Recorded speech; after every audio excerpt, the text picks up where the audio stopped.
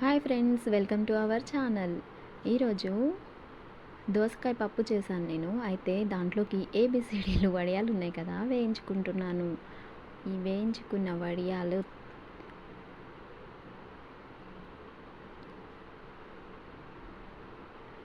వేయించుకొని ఒక ప్లేట్లోకి తీసుకుని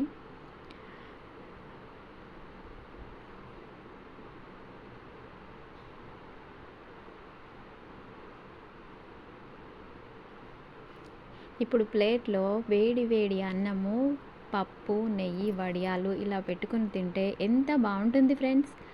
ఇలా తినడం ఎంతమందికి ఇష్టం మీలో కామెంట్ బాక్స్లో కామెంట్ చేయండి. వీడియో నచ్చితే లైక్ చేయండి. ఓకేనా? Thank you for watching.